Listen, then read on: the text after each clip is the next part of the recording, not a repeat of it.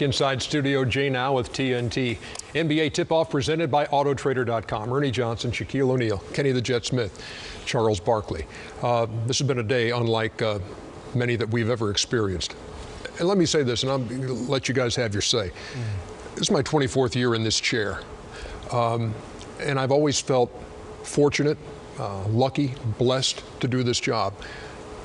This day, I felt proud to do this job. I felt proud to be covering a league that handled a situation like this as definitively and as boldly as it did today, Chuck.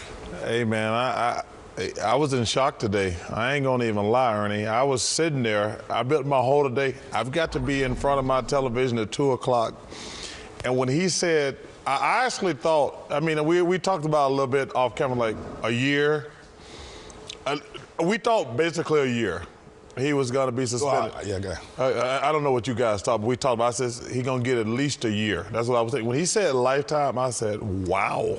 Yeah, there was those two words, for life. Yeah, for life. Yeah. And then when he said they're going to make this guy sell the team, I was just so excited because, Ernie, you know, everybody looking at this just like an NBA thing. I never looked at it like that. It's an NBA thing, but every person who goes to work should feel like they are appreciated. You know, there's two tapes. The one tape when he talked about don't bring black people to my game and blah, blah, blah. But when he said, I buy their food, I buy their houses, I buy their cars, so does everybody in the studio. But TNT, Turner Sports, everybody who work here deserves respect and dignity. Yeah, y'all do pay our bills, but we are earning it. So this obviously is an NBA thing, but I was happy for every person, and I hope that not just the NBA, any person who gets humiliated at work, they all stand together. It was just a great day for me. Well, yeah, I agree with you, and I echo what you said. It was one of the proudest moments I had, you know, being in the NBA family. It was emotional as I was watching it, at the same time as therapeutic, and at the same time, again, it was a teaching tool for me. And to see Adam Silver act directly, passionately, and accurately, all in one, was very interesting to see someone do that. And it was clear in his thoughts, because it's not a money issue to me, and it never was. I don't care if he makes money on the sale or not, but it's about the conditions that the work environment in the United States of America, not just the NBA, are supposed to be. And that was what it's supposed to affect, and the moral conditions and the moral conduct that you're supposed to act upon when you're in that. So for me to see that, he just lifted my spirits. And I know Adam decently, and over the last 10 or 15 years, well before he was even thought about being a commissioner.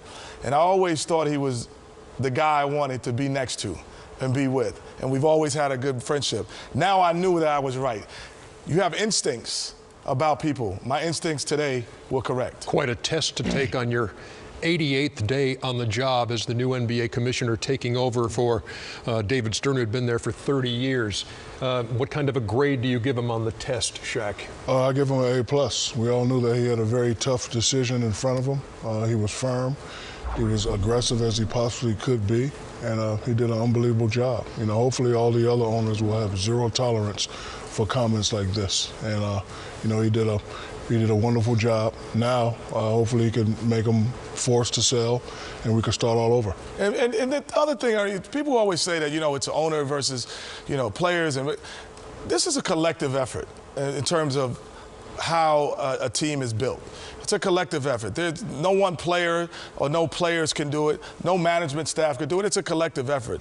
And because of the new collective bargaining agreement, honestly, that is the reason why the Clippers started to succeed, because they were a bad team for a long time. But when you're forced to pay 52% of the salary to players, they really are an ownership percentage. They just can't stay there for 30 years. So those 12 players are really owners of the team. And what happens is they became better that way. And all of those things that we thought, well, why aren't these great Clipper players staying? Previous to this collective bargaining agreement, now we understand why. Because there was a different thought process, a primitive ignorant thought process of why those guys were And engaged. it made me feel like we are in this thing together, Yeah. and we are in this thing together. Yeah. We'll have, players and the owners are in this thing together. We'll have adequate time to talk about this as the night goes on, but right now it's time to get down to basketball. Yeah, that's right. First stop, Chicago. Wizards and Bulls game